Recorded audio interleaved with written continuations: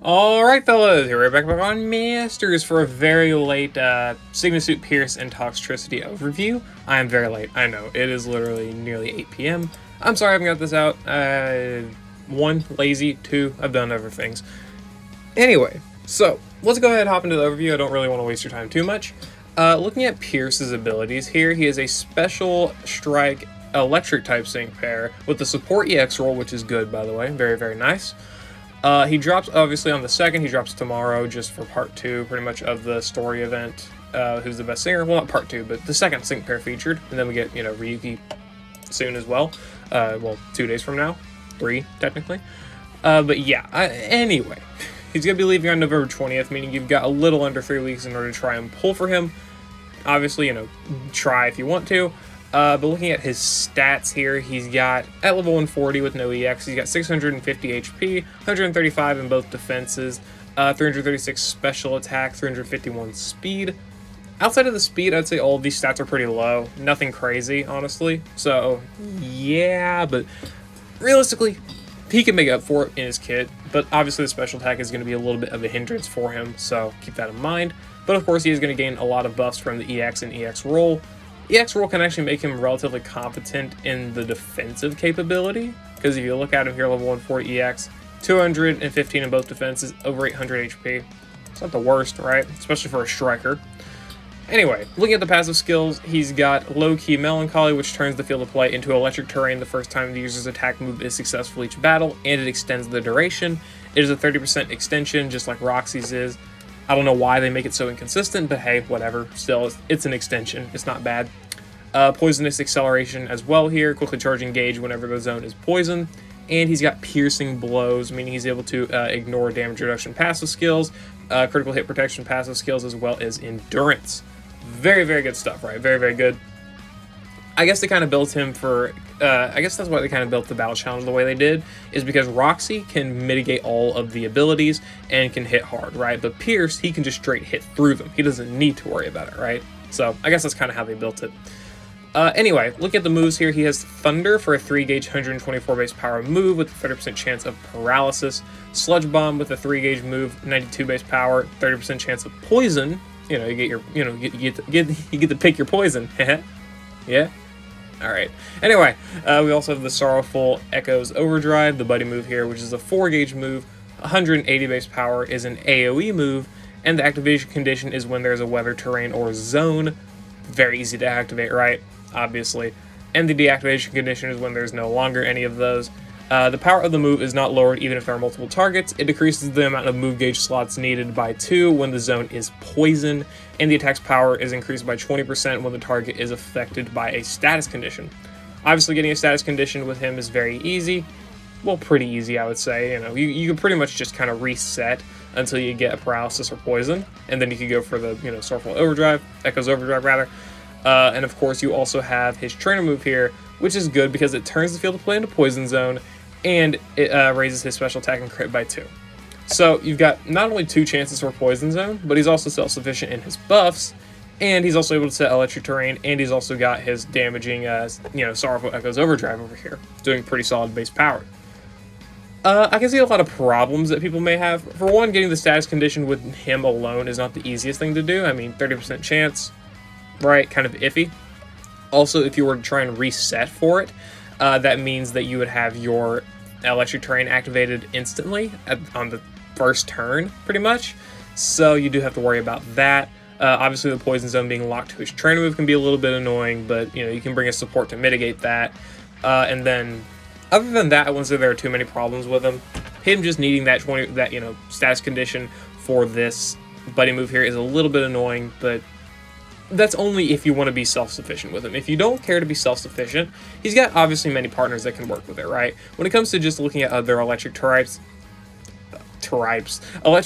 you can obviously have sync pairs like Classic Elisa who can set, paralysis extremely easily, and then other than that, you have pretty many other electric types, right? I'm pretty sure Blue, he's got his 30% paralysis chance here, and I think he has a way to increase it. I don't know how. Yeah, Hostile Environment 2 here in the grid. You can, if you want to run him with one of the best supports in the game, there you go. Nimona, I don't know if she actually has a chance. She's got Thunder Punch with Hostile Environment 9 if you do want to run it. There you go. Other than that, you can gander through a lot of the options here, right? I'm pretty sure a lot of these characters have their chances for paralysis. Shocking slowdown, lowers enemy speed. Right here, yeah, he's G-Max Volt Crash. It leaves all enemies paralyzed, right? So you got that as well. There's a lot of different characters that can just do paralysis, and that doesn't even include characters that can do poison, right? Like, for example, if you want to look at the new Roxy, by the way, they synergize extremely well. They're literally built for each other. She can do status conditions extremely easy with her max stun shock here. Super easy to do, as well as obviously all the other, poison characters here, like Oleana can do it with no RNG to all enemies. Emma's got the 50% poison chance. I hate it, but it works.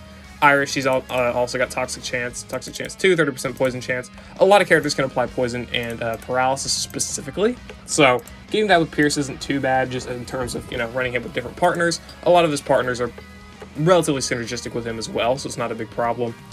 But other than that, that's pretty much Pierce at 1 out of 5.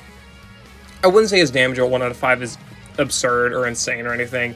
Setting Electric Terrain and Poison as a striker, though, is actually really solid, plus having some solid damage from his Sorrowful Echo's Overdrive, which is obviously not split with the AoE damage, because it, says so. And being 180 base power, that's good. 2 gauge only if Poison Zone is up is also very nice, so gauge sufficient. And then Thunder and Sludge Bomb if you want to kind of try and rely on those a little bit.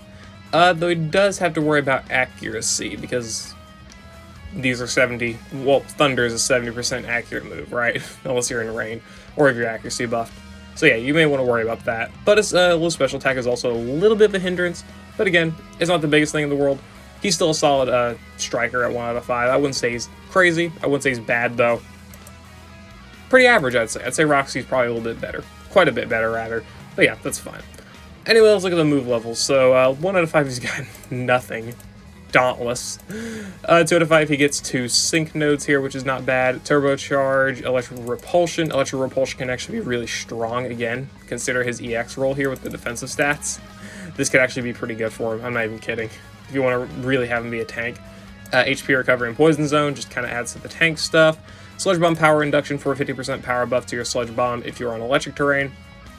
Precision 1 on his trainer move for the Thunder accuracy. Pretty much the only reason you would ever pick this up. Other than that, honestly, I wouldn't say the 2 out of 5 is insane. None of these abilities are exceptional. They're solid, I guess, but probably not really worth your candy. Or just going for extra move levels, rather. Sludge Bomb Power Induction 5 is not bad, because again, if you are running him, he's relatively decent with setting up the Electric Terrain and Poison Zone together, but also consider running him with Roxy. Anyway, yeah, so let's look at his 3 out of 5 abilities here.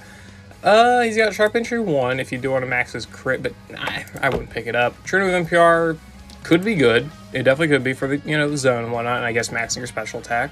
It's not bad. He's got Poison Zone Sync move up 9. Poison Zone moves up 3. These are really creative.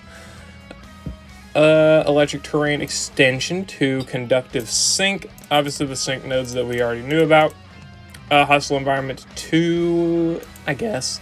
And then hit stats condition opponent for whatever. No, not really worth it. Anyway, these are probably his best abilities, or most notable abilities, rather, at 3 out of 5. The Poison Zone moves up 3 just for extra damage is obviously going to be really good. Probably a must pick up, I would say. The Poison Zone Sync move up 9, as well as Conductive Sync are good abilities for, sync nuke damage, plus resetting that Electric Terrain.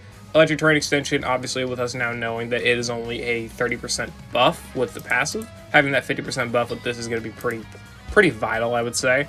Obviously, 4 sync nodes is going to be really good for strength. And then Hostile Environment 2 here to make sure you can set up your Paralysis or Poison, if you want to, is obviously going to be important as well. Trigger with NPR, obviously, for setting Poison Zone. But realistically speaking, if you look at Pierce's nuke here at 3 out of 5, it's literally just the 90% multiplier here for damage, plus the sync nodes. That's it. And that's not great. So realistically speaking, I probably wouldn't pick up any of the sync stuff, just overall. I would just pick up the move damage here, and then I would pick up the Electric Terrain, extension, and then you can pick up, Propulsion, Turbocharge, whatever you want to do. I'm just going to pick up the closest I can get. And then I would be done. Realistically, I would be done with it. You can use the extra 13 energy here to go for whatever you want. 20 energy specifically. Maybe go for the Hostile Environment if you want to go for your self-sufficiency on your status conditions. Maybe go for your turn move NPR. whatever you feel like doing, right? Trying to move precision pals.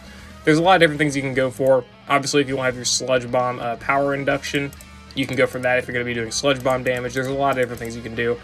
I just wouldn't really focus on the nuke. The nuke at 3 out of 5 is not good, so therefore you're not going to want to use it, so therefore the electric terrain from Conductive Sync is not going to be activated, and you're pretty much not going to be using it. You can use it, I guess, but realistically I probably wouldn't. I would just go for the extension, and the Poison Zone moves up, and then, you know, go from there depending on what you need. Hostile Environment, Sludge Bomb Power Induction, or Turn to Move NPR, whatever you want to pick up, right? Anyway, going to 4 out of 5, he gets Head Start 1 and Super Preparation. Super Preparation is not worth it. You're not going to struggle super effectively. And Head Start 1 is good if you want to get to your Sync Nuke quicker. I guess that's fair.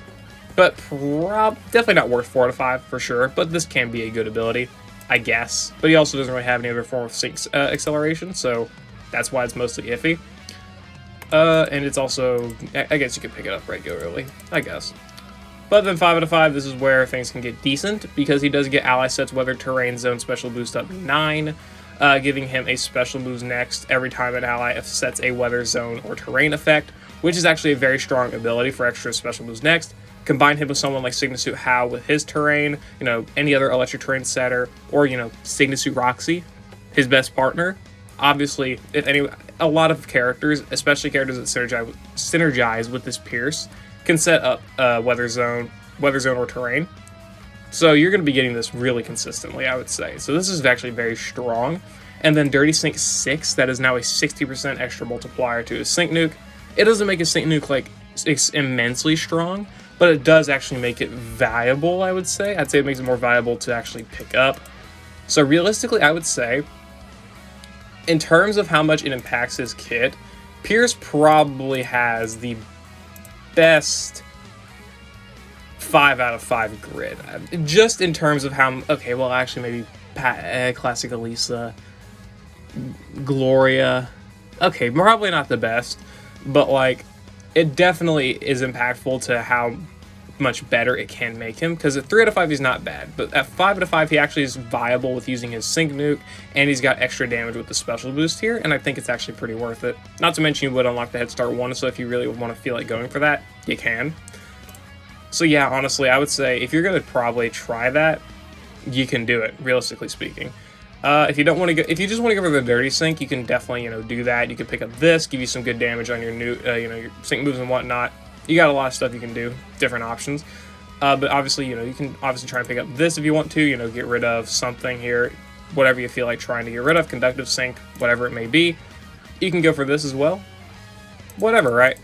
Realistically speaking, though, Pierce, I would say, if you're going to do poison and electric damage on type, he's fine at 1 out of 5, let's be honest. If you want to do off-typing, I would say 3 out of 5 is probably sufficient, but you would want a decent enough partner, you know, someone that could set his electric terrain and poison zone for him. Again, Roxy, very good partner. Fall Iris for the other poison zone character, and then for electric terrain, you know, take your pick. Take your pick. You got Sygna Suit Thunderbolt Red, one of the best units in the game. Sygna Suit How, one of his best partners. Obviously, Classic Elisa with her max move, just for good debuffing, nuking, etc. Like, honestly, Classic Elisa is probably one of the better partners for Pierce, because she can do the debuffing, especially for special defense, which is going to be very useful for his damage. And then obviously she has the electric terrain on her max lightning here, as well as the conductive sync. So if you want to do that, you can. And she's actually got a very hard-hitting sync move due to having the double power play now.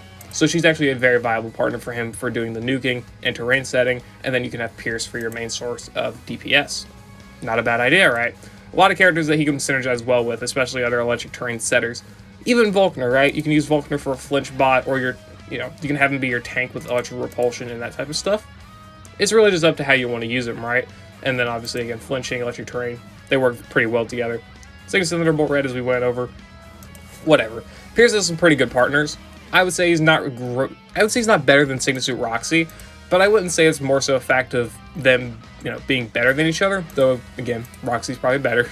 It's just that they work very well together. Like, if you want to do electric damage with Roxy, obviously Overdrive is not like your greatest option, but she's got very consistent electric terrain, and she's got her max move, which is going to be a very good source of electric damage, right? So that's not bad there. And of course, if you want to just do off-typing, you can just go for your poison moves, because you both want to have electric terrain and poison zone up, so they both extend it so that it's not really too hard to set up. They both can set it on demand with Electric Terrain from Roxy and his trainer move for Pierce. They both work well together in that aspect. And of course, again, off-typing, you can use the Frenzied Sludge Wave with Roxy for her big source of damage, and then you can use the Buddy Sorrowful Echo's Overdrive for Pierce here for his source of damage. They would just work very, very well together, even off-type. You don't have to use the same type of move with them. They can both work just using their buddy moves that are both poison and electric type, respectively. So yeah, they work pretty well. And obviously Pierce, again, as a standalone unit, we've gone over it. He's fine. He's pretty solid. Roxy, very solid, I would say. But anyway, yeah, that's my thoughts on Pierce and Toxtricity. Definitely a pretty strong electric and poison type damage dealer, but I would say he's probably overshadowed compared to all of the other good electric type damage dealers now. Come on, let's be honest. And then for poison, he's got Sludge Bomb. Not really the best option, but he can suffice, I guess. But yeah, anyway, I like Pierce. I like Roxy. They both are pretty cool. They've both got very nice kits. They both synergize very well, and I like how they made them. I would say so, honestly. I think Pierce could do a little bit better with his nuking, specifically, and not having it locked at 5 out of 5, but I do actually kind of like how he does have a pretty viable 5 out of 5. But I'm not going to say do this in the future, right? I'm not going to say lock a unit's abilities to 5 out of 5. I just kind of like the abilities he does get at 5 out of 5, more so than that, right? I don't want a lot of these Sygna pairs with good abilities to be locked at 5 out of 5. That's just another step in a lot of the bad directions that this game has been taking. But anyway, yeah. I'll see you all later. I hope you all enjoyed. Let me know what you think about Sygna Pierce down in the comments below. And yeah, I will see you all later.